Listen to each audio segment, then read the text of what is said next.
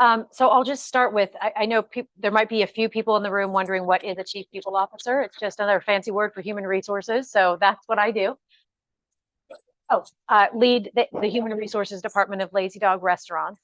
And I would say, I think I was sharing with the table earlier a little bit. I think what's gotten me here is really just kind of being an avid learner, right? You never stop learning. And although I've been doing this, I've been doing HR for, we'll say 20 plus years, and we'll kind of cap it there because otherwise you'll know how old I am. But, you know, I'm still learning. Every day I learn something new. And if I don't understand something or I hear something and it's new to me and I'm not familiar with it, I read about it. I attend a webinar about it. I ask about it. I find someone that does know about it. And so for me, I think that the single, most important factor that's gotten me through my career is really just being curious.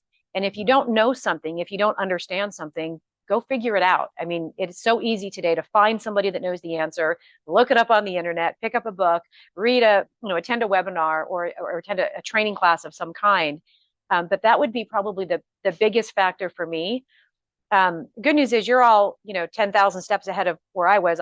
I didn't know what I wanted to do when I was your age. I wasn't, my kids have asked me, did you always know you wanted to be in HR? No, nobody, as a young child goes, oh, I can't wait to grow up and be in HR, right? I sort of fell into it, but I love it. Now that I'm here, it's like the perfect place for me. And I get the benefit of, being in hospitality, but then also doing something which influences, everything about the business, the people, right? All the way from when we hire somebody to when we onboard them to when we, train and develop them to how do we pay them? How do we keep them engaged? And how do we, make sure the culture is one that people want to stay and work here?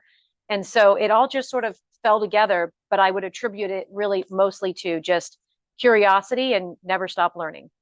Yeah, I mean, there certainly are ways you can enter into HR through education, right? There's the Society for Human Resource Management. There's a lot of certification programs.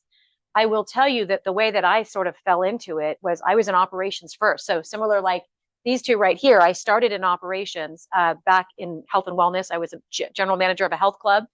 And I think that one of the key success factors for me was when I transitioned into HR and I started in an entry level position in HR.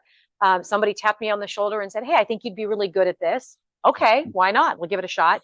But the fact that I understood the business, the fact that I understood and I had worked in the operational part of the business was really critical. And so I think the reality is you can start doing anything and then you can transition into any function, whether it's HR, whether it's finance, whether it's marketing.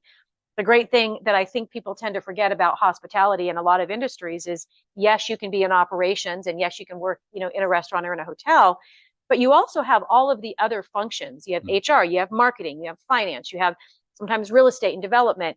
And so I think the first and foremost, you have to understand the business that you're supporting. So if you were going to be in HR in any business, in any industry, I would say you're only going to be as good in HR as much as you understand the business that you're supporting.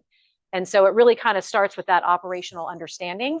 And then you just give it a shot, start entry level. And like I said, if you keep learning, you'll move up and it just kind of happens.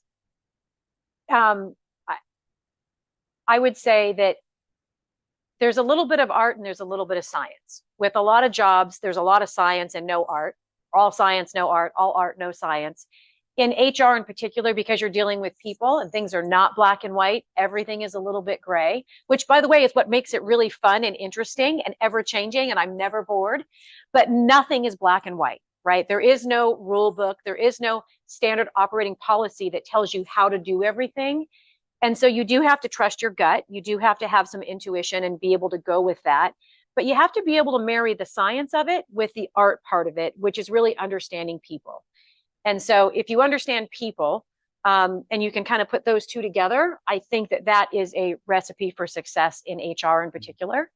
And then I think, remember that, the guest experience is never going to exceed the employee experience, right? And if you look at it through that lens and all of your decisions are through that lens and you couple that with a little bit of art and a little bit of science, I think that's the recipe for how do you succeed in HR and how do you get into HR.